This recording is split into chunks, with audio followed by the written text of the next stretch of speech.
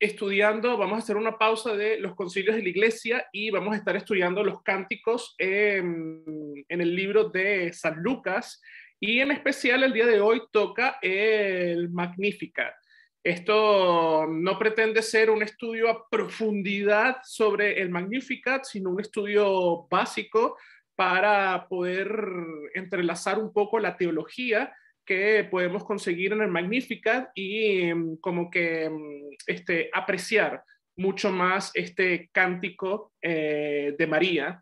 El Magnificat, como todos los conocemos, se encuentra en el Lucas capítulo 1 del 39 al 56. Usted puede buscar su Biblia si quiere después ir haciendo anotaciones en su Biblia y todo eso, o un papelito para que pueda ir escribiendo, puede hacerlo. Y sin duda es uno de los cánticos que se ha cantado muchas veces en la iglesia de Cristo.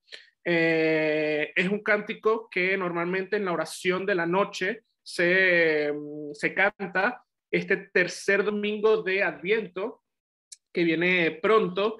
Es el Evangelio opcional para el tercer domingo de Adviento, es de Lucas, capítulo 1, el Magnificat, y junto con el Nunc Dimittis, el cántico de Simeón, y el Benedictus, que es el cántico de Zacarías, compone, vamos a decir así, los tres cánticos litúrgicos que aparecen en San Lucas, incluyendo también el Gloria in Excelsis, el Cántico de los Ángeles, Gloria a Dios en las alturas y en la tierra paz a los hombres buena voluntad.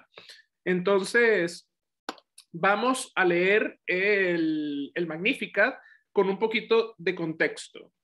Entonces, dice así la palabra de Dios. En aquellos días, levantándose María, fue deprisa a la montaña, a una ciudad de Judá, y entró a casa de Zacarías y saludó a Elizabeth. Y aconteció que cuando oyó Elizabeth la salutación de María, la criatura saltó en su vientre, y Elizabeth fue llena del Espíritu Santo, y exclamó a gran voz y dijo: bendita tú eres entre las mujeres, y bendito el fruto de tu vientre. ¿Por qué se me concede esto a mí, que la madre de mi Señor venga a mí? Porque tan pronto como llegó la voz de tu salutación a mis oídos, la criatura saltó de alegría en mi vientre. Y bienaventurada la que creyó, porque se cumplirá lo que le fue dicho de parte del Señor. Entonces María dijo: engrandece mi alma al Señor, y mi espíritu se regocija en Dios mi Salvador, porque ha mirado la bajeza de su siervo. Pues he aquí, desde ahora me dirán bienaventurada todas las generaciones, porque me ha hecho grandes cosas el poderoso. Santo es su nombre, y su misericordia es de generación en generación a los que le temen. Hizo proezas con su brazo, esparció a los soberbios en el pensamiento de sus corazones. Quitó de los tronos a los poderosos y exaltó a los humildes. A los hambrientos colmó de bienes, y a los ricos envió vacío. Socorrió a Israel su siervo, acordándose de su misericordia, de la cual habló a nuestros padres, para con Abraham y descendencia para siempre. Amén. Esto es un hermoso cántico que solamente viene después de escuchar y creer en la promesa de Dios. Entonces vamos a hablar un poquito acerca del contexto en el cual se desenvuelve el Magnificat para poder entender más a profundidad este hermoso cántico. Desde el versículo 26 hasta el versículo 38 tenemos todo este gran diálogo entre María y el ángel Gabriel, el mensajero de Dios. Todo esto es el anuncio del nacimiento del Salvador, Jesús. En el versículo 28 vemos esta gran salutación que le da el ángel Gabriel cuando se presenta ante María y le dice: salve muy favorecida, el Señor sea contigo, bendita tú eres entre las mujeres. ¿Qué significa esto? ¿Por qué Dios escogió a María y no a Juana o a Petra o a cualquier otra mujer en ese momento. No fue porque María era una persona súper especial. La respuesta es la misma a la pregunta que hace, por ejemplo, Daniel Preuss en su libro ¿Por qué soy luterano? ¿Por qué soy luterano? Por la misma razón por la que soy cristiano. Por gracia. María encontró gracia ante los ojos de Dios.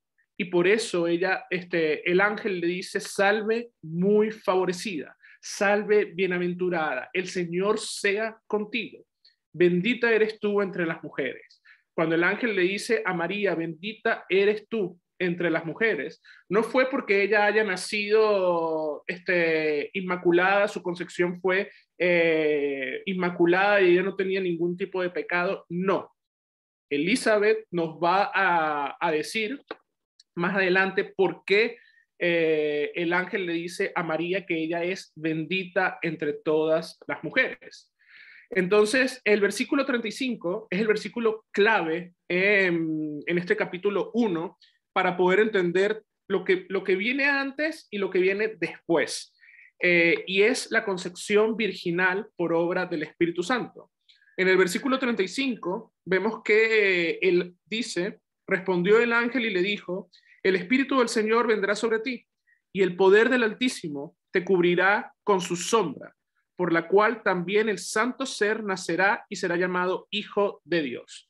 En este momento, vamos a decir así, es el momento, o muchos teólogos han dicho que este es el momento de la concepción, porque nosotros también hablamos de que la fe viene por el oír y el oír la palabra de Dios. María escuchó este mensaje, que no era un mensaje del ángel, sino era un mensaje de Dios mismo, y le dijo, el Espíritu Santo está sobre ti.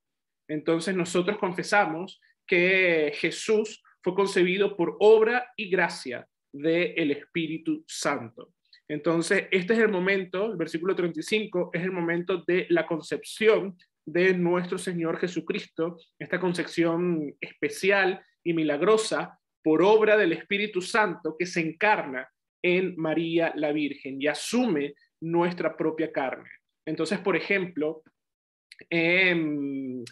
parte de la rúbrica, cuando nosotros estamos confesando nuestra fe con el credo, tanto el apostólico como el niceno, cuando llega este momento de la concepción y estamos confesando la concepción de nuestro Señor y decimos que se engendró en María la Virgen, normalmente uno hace una reverencia ante eso, no por María, uno no está haciendo reverencia a María, porque hay que recordar que el segundo artículo del credo está confesando es a Jesús, a nuestro Salvador. Entonces nosotros estamos haciendo reverencia porque estamos reconociendo que en ese preciso momento Jesús asume nuestra carne, siendo verdadero Dios, concebido por el Espíritu Santo y verdadero hombre, engendrado en la carne, en el vientre de María. Ahora ese es mi Señor, como dice Lutero, que ha venido a mí para redimirme de mis pecados. Entonces uno hace una reverencia ante la encarnación de nuestro Señor Jesucristo y uno termina la reverencia, se vuelve a incorporar cuando hablamos acerca de que Jesús resucitó de entre los muertos. Entonces, toda la obra de la redención, encarnación, pasión, muerte y resurrección, uno se inclina en reverencia, o es parte de la rúbrica, inclinarse en reverencia, sabiendo que eso lo hizo nuestro Señor para darnos salvación a cada uno de nosotros. Entonces, siguiendo un poco con lo que es el contexto del Magnificat, tenemos que el ángel anuncia el mensaje de salvación. Yo les quiero preguntar, ¿qué significa la palabra ángel? ¿Qué creen ustedes que significa la palabra ángel? Quien quiera decirlo puede sacar su micrófono y contestar. ¿Un ayudante de Dios? Ayudante de Dios, sí. Un ser celestial, no sé. Sí, es un ser celestial, es un ayudante de Dios. Marcelo levantó la mano Un también. mensajero. Un mensajero, exactamente.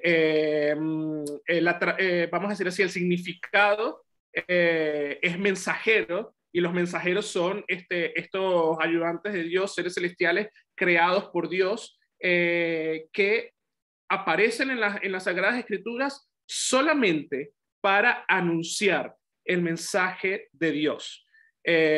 No hablan por cuenta propia, sino que anuncian el mensaje de Dios. Es lo mismo que hacen los pastores domingo a domingo o día tras día cuando visitan, cuando se está haciendo el trabajo pastoral.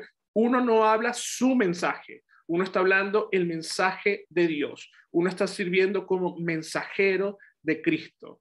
Entonces, por ejemplo, el apóstol San Juan nos narra en el Apocalipsis cuando él está viendo toda esta visión de la ciudad santa y todo eso. Él dice: yo, Juan, soy el que oyó y vio estas cosas, y después que las hube oído y visto, me postré para adorar a los pies del ángel que me mostraba todo esto. Pero él me dijo: mira, no lo hagas, porque yo soy un consiervo tuyo, de tus hermanos, de los profetas, de los que guardan la palabra del libro. Adora a Dios.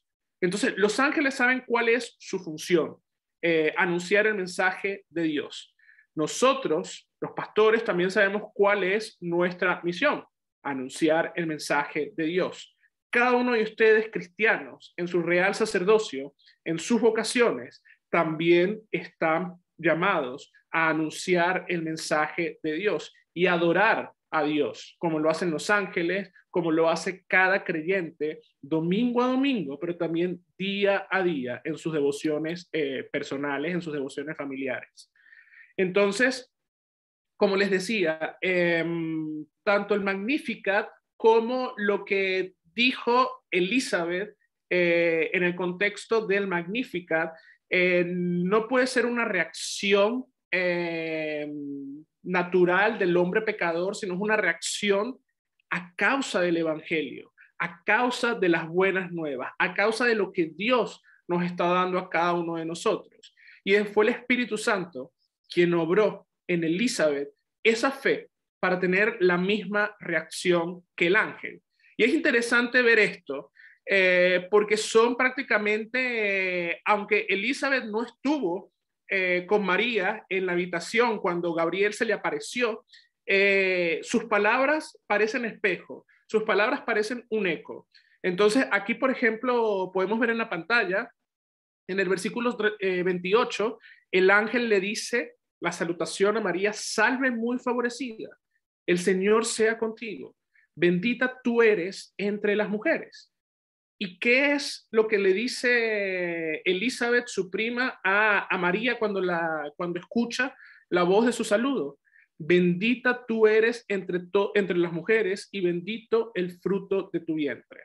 Entonces, como les dije al principio, aquí ya Elizabeth nos está, vamos a decir así, diciendo por qué el ángel le dice a María que ella es bendita entre las mujeres. Y María es bendita entre las mujeres por el fruto que lleva en su vientre. El Salvador del mundo se ha encarnado y está en el vientre de María. Entonces, este versículo, el versículo 43 siguiente también es bastante importante, porque, y por eso podemos ver en la imagen cómo Elizabeth se postra no en adoración a María, sino que le dice: ¿por qué se me concede esto a mí? Que la madre de mi Señor venga a mí. Entonces ahí Elizabeth está reconociendo la importancia de María en la obra de la salvación.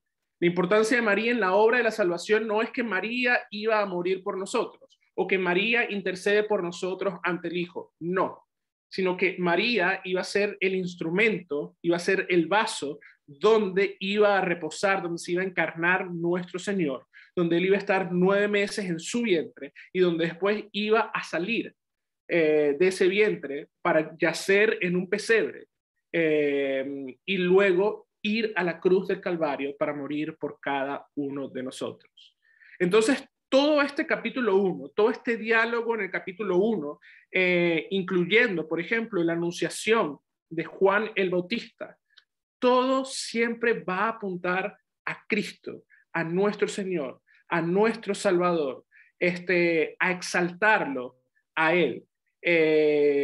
Y esta Elizabeth va a ser también, vamos a decir así, este versículo 45, cuando lo estaba leyendo, me pareció también sumamente importante para poder entender todo esto, cuando le dice, y bienaventurada la que creyó, porque se cumplirá lo que fue dicho de parte del Señor. Entonces, parte de por qué María es bienaventurada, por qué es bendita, es por la fe, porque ella creyó en las palabras de Dios y le dijo al ángel, hágase como el Señor, conforme a la palabra del Señor. Yo soy simplemente una sierva de Dios, que se haga como el Señor quiere.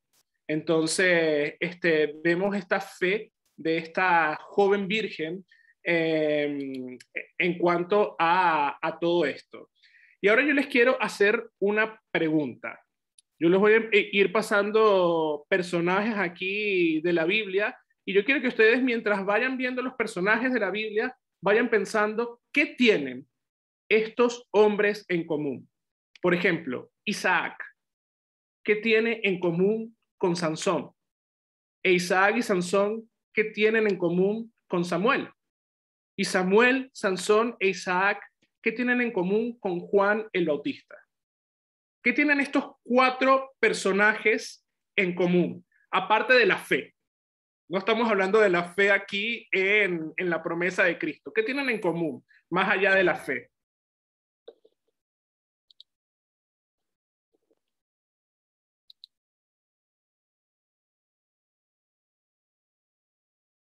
¿Sí? ¿No? ¿No saben? Mensajeros. Sí, son mensajeros, exactamente. Pero hay algo más en común, en específico.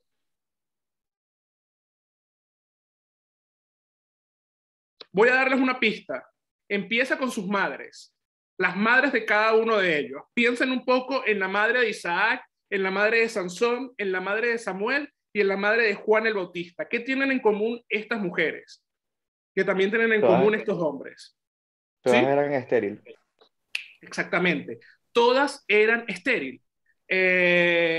Y podemos ver más personajes en las Sagradas Escrituras en cuanto a esto. Todas las madres, tanto la de Isaac, como la de Sansón, como la de Samuel, como la de Juan el Bautista, eran estériles. Y la esterilidad, vamos a decir así, en el Antiguo Testamento era una señal de maldición. Incluso el día de hoy, la esterilidad es una señal de maldición. Pero vemos cómo Dios siempre es fiel a su promesa y Dios escucha la voz de oración de sus hijos. María va a decir, bueno, el ángel en realidad va a decir, para Dios no hay nada imposible. Entonces, vamos a, en el versículo 36, por ejemplo, de San Lucas, dice que María fue a casa de su pariente Elizabeth, que concebió un hijo en su vejez. Estaba en el 6º mes para ella, a la que llamaban estéril.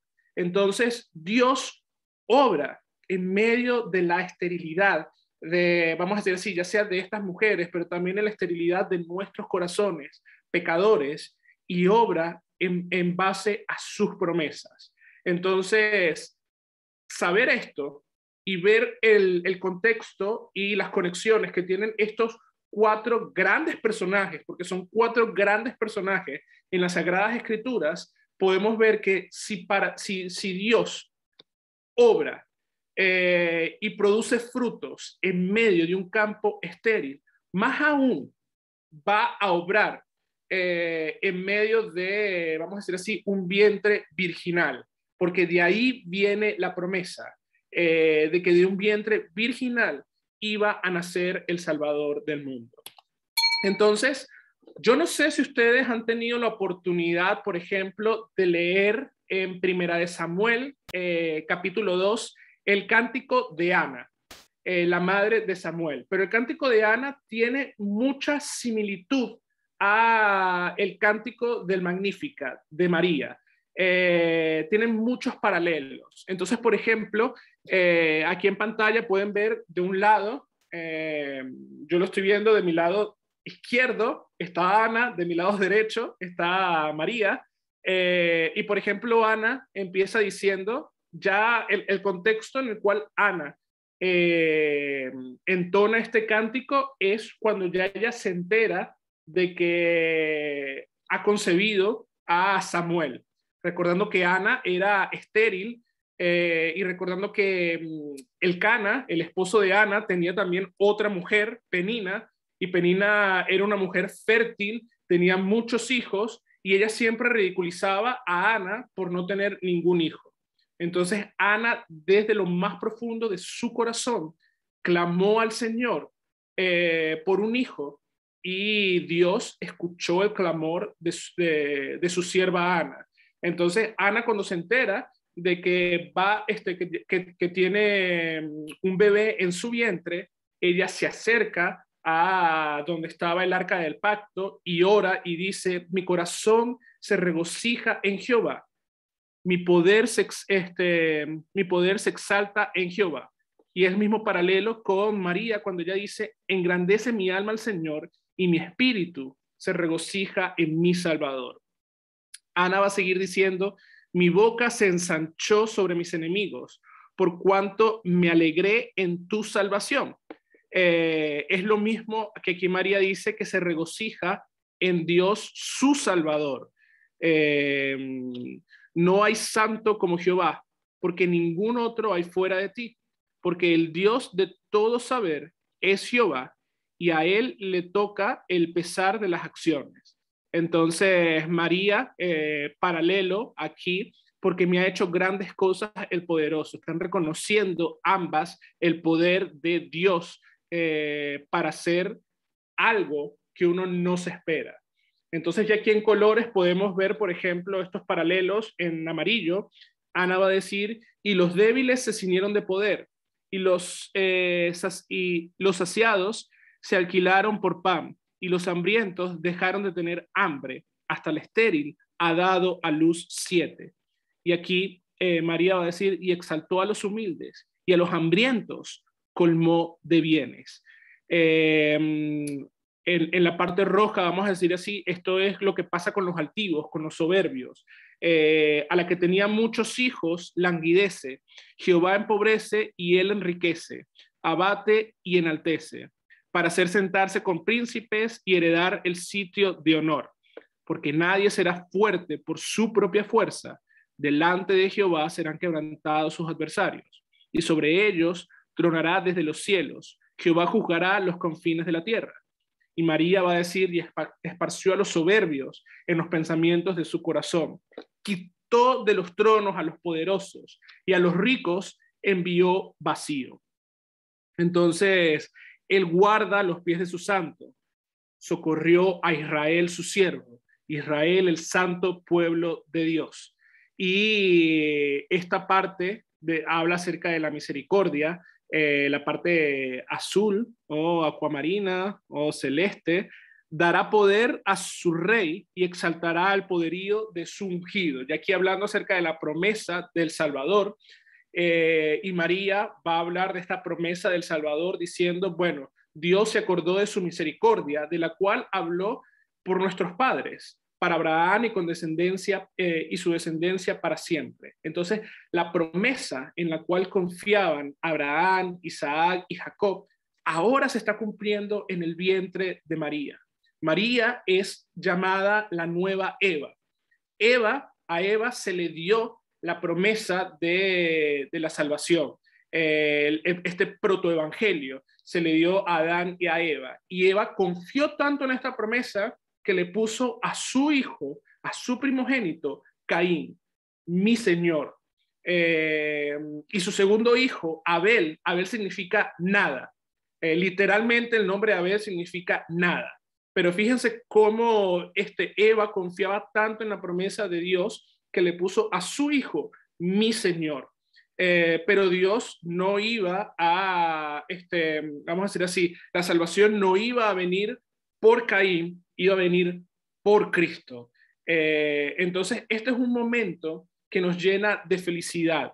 Vemos cómo tanto Ana como María, su alma se regocija en Dios, porque Dios cumple sus promesas. Entonces, cuando estaba preparando esto, me acordé, por ejemplo, yo siempre me voy a recordar de películas y cosas así, me acordé de esta pequeña escena en una película que quizás ustedes han visto, de Will Smith, En búsqueda de la felicidad, cuando él ya consigue su empleo, su trabajo, ya va a estar estable, y él dice, este pequeño momento se llama felicidad. Para María, para Ana, pero en especial para María en este momento y para Elizabeth en el contexto del Magnificat, este pequeño momento iba a ser el más grande de todos los momentos en nuestra vida. ¿Por qué? Porque nuestro Salvador ha tomado nuestra propia carne para redimirla. Entonces no es un momento pasajero y momentáneo. Es un momento de felicidad que nos acompaña a cada uno de nosotros todos los días de nuestra vida. A veces pensamos que la Navidad es el 25 de diciembre, pero en realidad hay 12 días de Navidad donde podemos seguir celebrando la encarnación de nuestro Señor Jesucristo antes de la Epifanía de nuestro Señor. Y es el llamado también a que también durante los 12 días de Navidad nosotros podamos junto con María entonar el Magnificat, alabando y glorificando a nuestro Dios. Entonces, ya hablando un poquito acerca del contexto, vamos a meternos un poquito de lleno en el texto en sí del Magnificat, y María comienza diciendo, como ya hemos escuchado, engrandece mi alma al Señor y mi espíritu se regocije en Dios mi Salvador. El nombre de Magnificat viene de la palabra latín que en el español es engrandece. Entonces, ayer estaba leyendo un artículo que se llama God into the Womb, del pastor, del doctor Jonathan Bombaro. Muchos de ustedes tuvieron la oportunidad de conocerlo en la asamblea. Después, si quieren, les puedo pasar este artículo y pueden darle a Google Traductor. Se encuentra en la página de 1517, vale la pena leerlo, y él dice, ella pronuncia una canción extraordinaria porque lo que estaba sucediendo era algo absolutamente único en la historia de la humanidad. Lo que estaba sucediendo entre Elizabeth o Isabel y María pertenecía a un acontecimiento singular que marcó un clímax en la historia de la humanidad. Este no fue un intercambio de ensueño entre mujeres embarazadas con impulsos hormonales. Más bien, es una recapitulación profunda de toda la historia de los tratos de Dios con la humanidad a la luz poderosa, a la luz del poderoso acto que hizo en ese momento, que estaba afectando actualmente a través de esta anciana y esta adolescente virginal. Es un hecho histórico único. Dios estaba entrando a propósito a nuestro dominio para actuar por nuestra salvación y sobre todo participar en la entrega más íntima, en la cruz y en la sagrada comunión. Entonces vemos que vamos a decir así, el anuncio, la encarnación de nuestro Señor y todo lo que lleva, no es algo que, bueno, sí, vamos a celebrar la Navidad, bueno, sí, vamos a celebrar, vamos a entregarnos los regalos. No, es un momento único en la historia de la salvación, porque nuestro Señor asume nuestra carne. Entonces, la iglesia normalmente entona también este canto de María, el Magnificat, y nosotros cantamos y decimos, Señor, engrandece, mi alma se engrandece, mi alma magnifica al Señor, mi Dios, y mi espíritu se regocija en Dios, mi Salvador. Entonces, un predicador dijo una vez en un sermón para el tercer domingo de Adviento, hablando acerca del Magnificat, y este domingo vamos a estar escuchando este texto de nuevo, así que no hay desperdicio con el Magnificat. Este predicador dijo que Lucas había escuchado de la boca de la misma María entonar esta gran historia. Y que ahora nosotros también seguimos escuchando de la boca de la misma María esta gran historia de salvación que se trata de Cristo. No de María, sino se trata de Cristo, de nuestro Salvador. Y cuando ella dice, por ejemplo, mi Salvador, también nosotros nos tenemos que hacer eco de esa palabra y apropiarnos de Cristo y decir, Cristo es mi Salvador, es nuestro Salvador, efectivamente, el Salvador de cada uno de los que está aquí. Pero Lutero también, por ejemplo, él vio propicio en el catecismo usar estas partículas propias en primera persona, mío, mi Señor, mi Salvador, apropiarnos de Él como lo que es. Él es mío, Él es nuestro. Entonces, de una manera posesiva por la fe. Entonces, vamos a hablar un poquito acerca de la necesidad de un Salvador y por qué María dice mi Salvador. ¿Por qué necesitamos un Salvador? Porque somos pecadores. No hay nada que podamos hacer nosotros para solucionar este gran problema. El problema del pecado solamente se soluciona y se solucionó en la cruz de nuestro Señor Cristo Jesús. Cuando Él vio, como va a decir María, la bajeza de su sierva, cuando Él vio la bajeza de cada uno de nosotros, dice Lutero en el Catecismo Mayor, se le plació socorrernos y se engendró, tomó nuestra propia carne y vino y habitó en medio de nosotros y fue a la cruz para darnos salvación. Entonces, cuando se habla, por ejemplo, de esta teología o de este dogma romano, al establecer el dogma de la Inmaculada Concepción de María, podríamos encontrar una contradicción entre las palabras de María y entre lo que la Iglesia de Roma dice, porque María, en palabras de María, ella dice, mi Salvador, la bajeza de su sierva. Esas son las palabras de ella.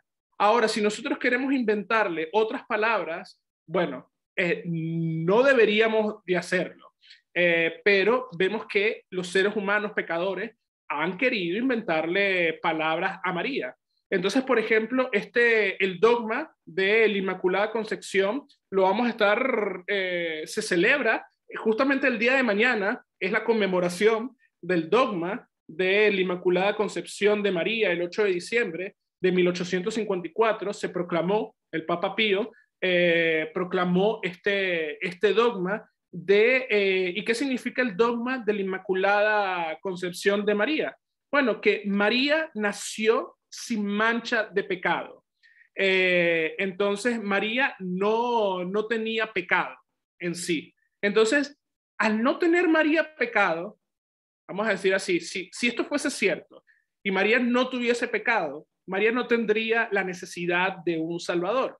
Por ende, María no debería de exclamar mi Salvador, no debería de exclamar la bajeza de su sierva, porque al no tener pecado, no tiene bajeza, no tiene necesidad de un Salvador. Si María hubiese, bueno, ya les dije esto, si María no hubiese nacido con pecado, no hubiese tenido la necesidad de un Salvador, por ende, no hubiese engrandecido al Señor, ni se hubiese regocijado en Dios su Salvador. Entonces, aquel que no sienta pecado, no tiene necesidad de un Salvador y por ende no tiene necesidad de Cristo.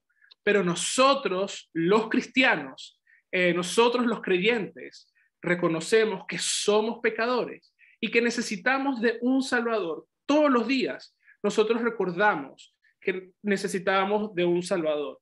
Cuando nosotros nos hacemos la señal de la cruz, y yo siempre soy enfático en esto, no es por una cuestión de protección, ni nada por el estilo. No, es reconocer que yo soy un pecador y que Cristo murió por mí, que en las aguas del bautismo Él me ha limpiado y me ha perdonado, que ahora yo soy heredad suya, que el nombre de Dios ha sido puesto sobre mí y yo soy un hijo de Dios que siempre va a necesitar de un Salvador, de Cristo Jesús. Y aún cuando Él me lleve al cielo, nuestra alma va a engrandecer al Señor nuestro Dios y nuestro espíritu se va a regocijar en la salvación que ha ganado Cristo Jesús en la cruz del Calvario. Esto es lo que vamos a entonar día a día por la eternidad. La salvación le pertenece al Cordero que está sentado en el trono. Esas son las palabras del Apocalipsis. Entonces, eso es parte de lo que nosotros también vamos a entonar en la eternidad y por la eternidad y para la eternidad. Entonces, María sigue diciendo, porque ha mirado la bajeza de su sierva, pues he aquí, desde ahora me dirán bienaventurada todas las generaciones. Entonces, para muchas personas es, vamos a decir, chocante esto, pero ¿qué es esta imagen que hay aquí en la pantalla? A ver, si alguien se acuerda, ¿qué es esa imagen que hay ahí en la pantalla?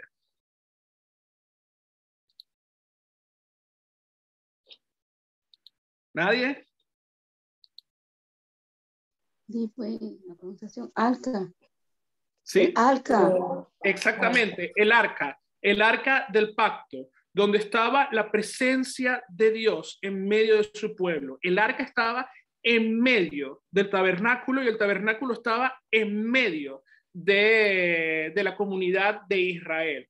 Entonces, por ejemplo, esto es un concepto que trae mucho el doctor Arthur Jost acerca de María como el arca. María como el arca del pacto que carga en su vientre la presencia de Dios y la lleva y lleva la presencia de Dios. Y es por eso que cuando Elizabeth hace esta pregunta, ¿por qué se me concede esto a mí? Que la madre de mi Salvador esté al frente mío. Y que Juan el Bautista saltara de la alegría al ver a su Salvador, entonces podemos decir, ciertamente María en ese momento era el arca del pacto porque llevaba la presencia de Dios. Dios vino para ser el redentor de cada uno de nosotros. María aquí está reconociendo su pecado y en medio de su cosmovisión judía, que quizás esperaban vamos a decir así, un Mesías político y salvador del tiránico imperio romano, la joven solo puede reconocer la misericordia de Dios y se hace eco de la salutación que al principio, que tuvo miedo cuando el ángel le dijo muy favorecida. El texto nos dice que María se turbó por esta salutación y ahora ella va a reconocer lo mismo que reconoció el ángel, lo mismo que reconoció Elizabeth. Ahora lo va a reconocer María y va a decir, desde ahora me dirán bienaventuradas todas las generaciones. Nosotros que somos, vamos a decir así, la generación de los redimidos, reconocemos a María como la mujer más bendita, bienaventurada, favorecida por el fruto que tenía en su vientre. Y nuevamente les digo, ¿por qué María? Por gracia. Por la gracia. Entonces María entiende cuál es su parte en el plan de la redención. Como les dije nuevamente, no era morir por nosotros, era cargar el Salvador en su vientre, era dar a luz al Salvador, era confiar en su Hijo, y ella confía plenamente en su Hijo. Vamos a ver en Juan 2, María va a decir, hagan todo lo que Él les diga. Vamos a ver a María, la actitud de María siempre. ¿Quién está a los pies de la cruz? María y Juan. Y María está a los pies de la cruz, sí, primeramente porque es la madre y está triste por lo que está sucediendo, pero también ella sabe que en la cruz está su Salvador. Ella sabía por qué Jesús había nacido. El mismo ángel le dijo que ella va a concebir a un niño y le va a poner por nombre Jesús. Y ahora, nuevamente, abro los micrófonos para que ustedes puedan responder. ¿Qué significa el nombre de Jesús? ¿Qué significa Jesús? Salvador.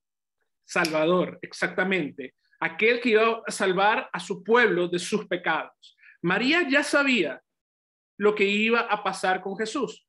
Y el mismo Simeón le dice y una espada traspasará tu alma. Cuando Simeón le dice esto, está reconociendo que en el momento de la muerte de Jesús, cuando Jesús dice consumado es, y en sus manos encomienda su espíritu y muere por cada uno de nosotros, esa espada atravesó el corazón de María como la madre de Dios, y esa espada también atraviesa nuestros corazones, porque sabemos que nosotros fuimos los que llevamos a Jesús a la cruz del Calvario. Por nuestra culpa, Jesús muere por cada uno de nosotros. ¿Por qué? Porque Él ha mirado la bajeza de sus siervos. Entonces, muy bien.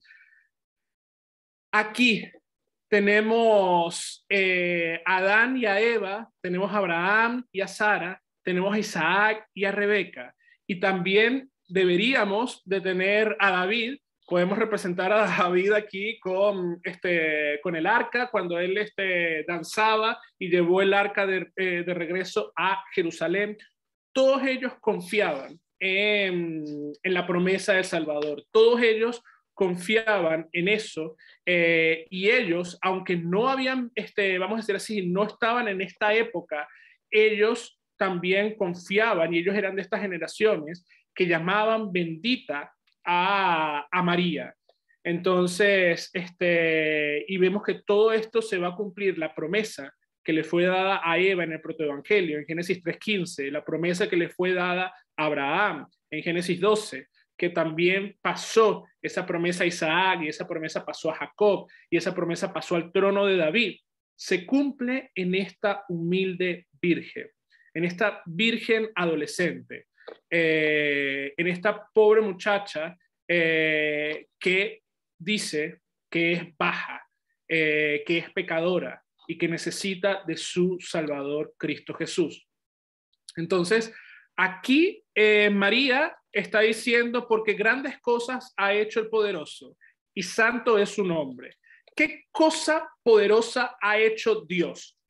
A ver, alguien que quiera buscar, si tienen sus Biblias en mano, rapidito, Isaías 7:14, o si alguien se lo sabe de memoria, Isaías 7:14, se puede ganar bastantes puntos aquí en este estudio bíblico, si se lo sabe de memoria.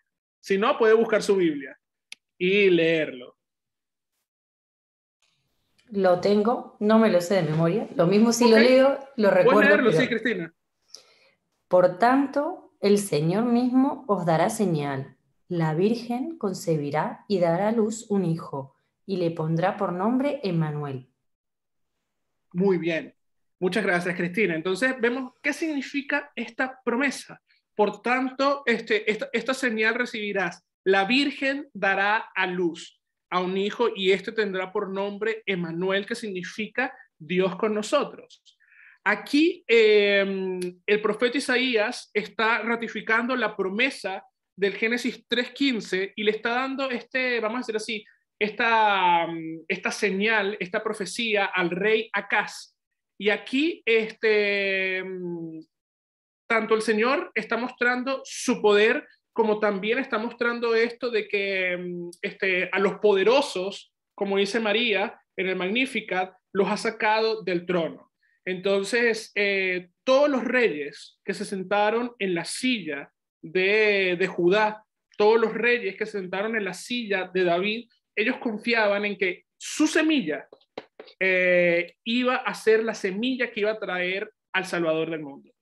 Cuando Isaías le da esta profecía al rey Acaz, es un golpe al orgullo de Acaz. ¿Por qué le dice? ¿Por qué? Porque le dice, la Virgen concebirá y dará luz a un hijo.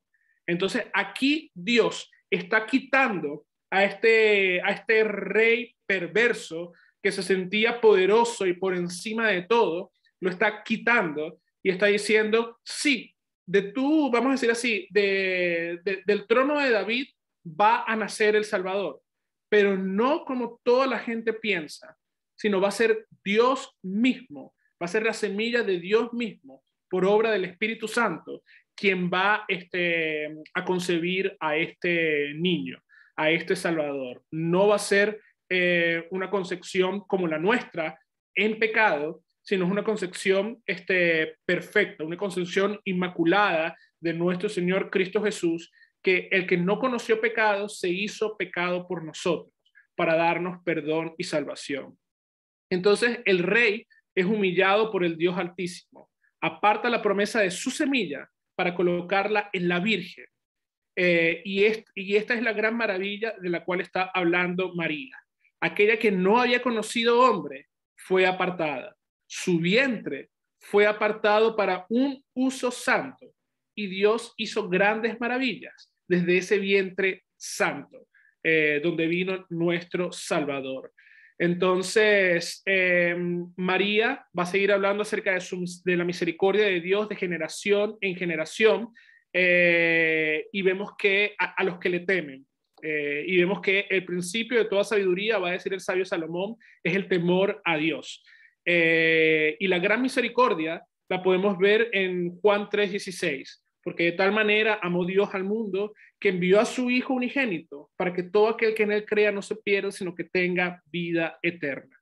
Entonces la encarnación de nuestro Señor, su crucifixión, su muerte, su resurrección, es la obra de la gran misericordia que habla aquí María, y que toda generación, todas las generaciones que confían en Él, que temen en Dios, se apropian de esa misericordia que Dios ha tenido por cada uno de nosotros. Jesús vino y viene y vendrá a nuestro rescate. Entonces, de este rescate, cuando nosotros hablamos acerca de este rescate, estamos hablando acerca de que Dios viene, ve nuestra miseria. Entonces, mucha gente hoy en día piensa que ser rescatado es sinónimo de debilidad. Nadie quiere ser rescatado hoy en día. La gente tiene su propia fuerza. Pero hablar de debilidad no es malo, mis queridos hermanos. Más bien es algo bueno para cada uno de nosotros que confiamos en nuestro Señor. Y eso me hace recordar este pasaje de las Sagradas Escrituras, cuando el apóstol Pablo le está diciendo a los corintios: y así me ha dicho Dios, bástate mi gracia, porque mi poder se perfecciona en la debilidad. Por tanto, de buena gana me gloriaré más bien en mis debilidades, para que repose sobre mí el poder de Cristo. Por lo cual, por amor a Cristo, me gozo en las debilidades, en afrentas, en necesidades, en persecuciones, en angustia, porque cuando soy débil, soy más fuerte. Y somos más fuertes en nuestro Señor Cristo Jesús, en aquellos que temen, aman y confían sobre todas las cosas en nuestro Dios. Entonces, vamos a decir así, para cerrar, antes de cerrar con el Magnificat, cuando María está hablando aquí sobre esparció a los soberbios en los pensamientos de su corazón, en este artículo que les estaba comentando, el doctor Bombaro dice: cuando María habla de esta manera, están anticipando la victoria de Dios, no en los campos de batalla de Judea, sino en la cruz del Gólgota, el lugar horrible donde vemos lo que parece ser la derrota de Dios en Cristo, pero que en realidad es el lugar de su aplastante victoria sobre nuestros verdaderos enemigos y opresores, el egoísmo pecaminoso y la cultura de la muerte con Lucifer a la cabeza. Es a través de la humillación de la cruz de Dios que Él dispersa a los soberbios en su propio pensamiento, en su propia vanidad. A través de la locura de la cruz, Dios enloquece la sabiduría de la humanidad, que quiere que el Hijo de Dios lleve a cabo nuestra salvación a través de la cumbre del clima en la cruz del Calvario. Pero el Señor pone todo patas para arriba. Es a través de la punta de la lanza clavada en su costado que las aguas de la vida comienzan a fluir. Su trono es uno en el que está clavado, y lejos de estar vestido con una diadema y túnicas con incrustaciones de joyas, Él cuelga ante un mundo desnudo y con una corona de espinas presionando en sus sangrientas sien. Esta es la revelación de Dios, y es maravillosa a nuestros ojos, porque es nuestra salvación. Y no hay otro medio, ningún otro camino. Esto no es la deidad doméstica oscurecida por las vestiduras de gloria, sino el Señor crucificado, revelado en la desnudez de nuestra humanidad, en historia humana real, llevando nuestros pecados y vergüenza, y sin embargo, a través de esta humillación, explotando cualquier pecado, y Satanás e incluso el consumismo o la afiliación política que tenían sobre nosotros. Entonces, estas son unas hermosas palabras que nos hablan acerca de cómo nuestro Señor Cristo Jesús esparce a los soberbios en su propio pensamiento en la cruz del Calvario. Esta es la locura a la cual nosotros predicamos. Entonces la gente puede pensar y decir, pero estamos en Navidad. Navidad es la celebración del nacimiento de Jesús. No se adelanten a la crucifixión de Jesús. Pero también, en palabras de uno de los padres de la iglesia, ese niño nace con la sombra de la cruz en sus espaldas. Jesús vino para dar su vida en rescate de muchos. Entonces, cuando María entona este maravilloso cántico, que ahorita lo vamos a entonar nosotros, vemos toda la obra de la redención en su encarnación, en su muerte, en su resurrección y en su ascensión. Dios vino para darse en rescate por la vida de cada uno de nosotros. Y María, en este hermoso cántico, muestra esto. María no se exalta a ella, María no se enaltece a ella, ella exalta el nombre de Dios y la obra que Dios ha hecho por cada uno de nosotros. Y esta es la correcta predicación de la palabra de Dios, Cristo y este crucificado, lo que Cristo ha hecho por nosotros y para nosotros. Entonces, antes de quizás pasar a alguna pregunta o duda, hemos estado hablando de que esto es un cántico, entonces muchos de ustedes ya lo han cantado. Yo voy a estar moviendo mis labios, pero vamos a dejar que la hermana Glenda sea la que cante, ella tiene mejor voz que yo, y ustedes en sus hogares, por favor, les invito a que sí con su propia voz puedan entonar este hermoso cántico, el Magnificat.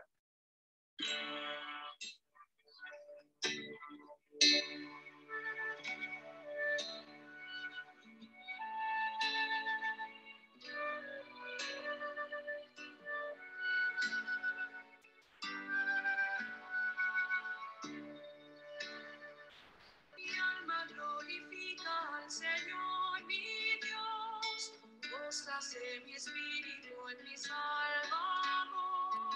Eres mi alegría, es mi plenitud, eres todo para mí.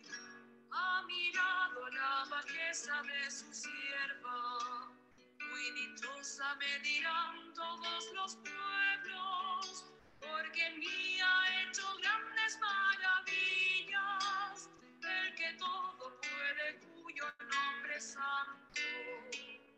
Mi alma glorifica al Señor mi Dios, gózase mi espíritu en mi Salvador.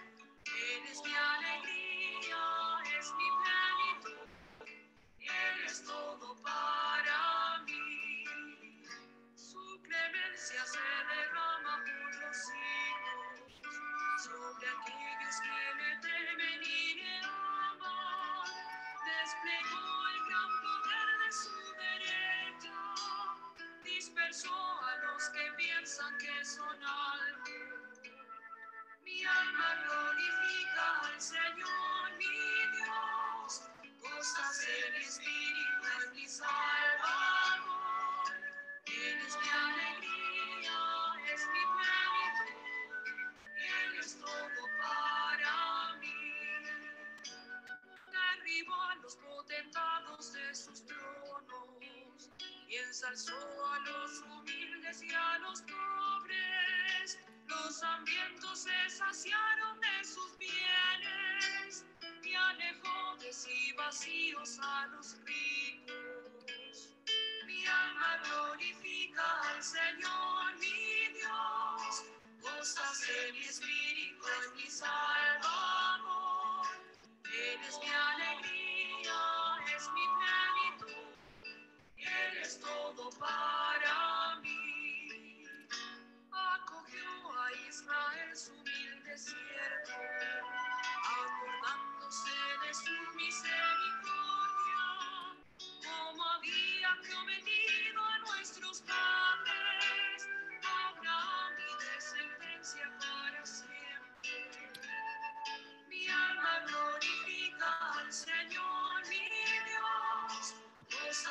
mi espíritu, es mi salvador. Él es mi alegría, es mi plenitud. Él es todo para mí. Mi alma glorifica al Señor, mi Dios. Gózase mi espíritu en mi Salvador.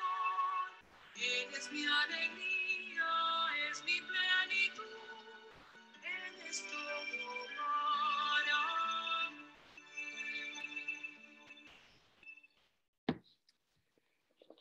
Bien, mis queridos hermanos, y de esa manera